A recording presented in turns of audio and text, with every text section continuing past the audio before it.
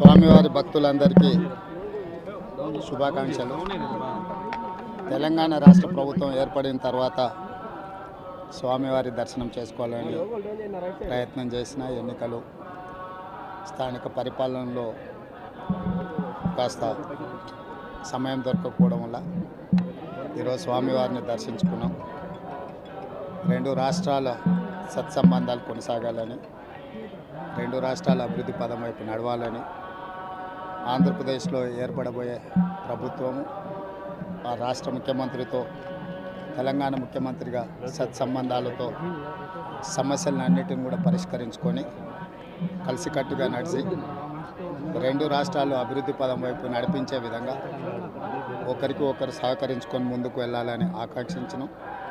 అదేవిధంగా తెలంగాణ రాష్ట్ర ప్రభుత్వం తరఫున కొండ మీద ఒక సత్రం నిర్మాణము, కళ్యాణ మండపం నిర్మించి తెలంగాణ నుంచి వచ్చే భక్తులకే కాకుండా దేశం నలుమూలల నుంచి స్వామివారిని సందర్శించుకునే భక్తులందరికీ కూడా సౌకర్యాలు కల్పించడంలో తెలంగాణ రాష్ట్ర ప్రభుత్వం కూడా భాగస్వామ్యం తీసుకోవాలనుకుంటుంది.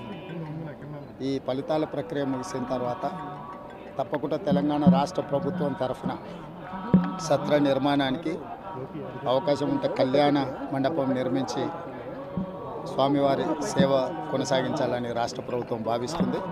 తప్పకుండా తొందరలోనే ఆంధ్రప్రదేశ్ ముఖ్యమంత్రిని కలిసి విజ్ఞప్తి చేసి ఇక్కడ స్వామివారి సేవలో తెలంగాణ రాష్ట్ర ప్రభుత్వం కూడా భాగస్వామ్యం తీసుకోవాలని కోరుకుంటున్నాం.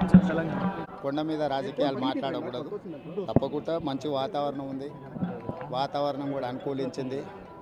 గత సంవత్సరం కరువు వచ్చిన, తాగునీటి సమస్య ఉన్న సమస్యలను అధిగమించి మంచి ఋతుపవనాలు, మంచి కాలం అవుతున్నది. వానలు పడాలి, పంటలు పండాలి, రెండు రాష్ట్రాలు సుభిక్షంగా ఉండాలనే మా ఆలోచన. ప్రకృతి కూడా సహకరిస్తుంది. తప్పకుండా పాలకుల మనసులో ఎలాంటి స్వామివారు ఒక ఆలోచన కలిగించి తప్పకుండా ఆ ప్రాంత రైతులకు సహాయం చేసే విధంగా వానలు పడి పంటలు పండుతాయి. మా ప్రభుత్వ కార్యాచరణ కూడా ప్రధానంగా రైతాంగాన్ని ఆదుకొని దేశం యొక్క సంపదను పెంచాలనేది మా ఆలోచన. ఆ విధంగా ముందుకు సాగాలని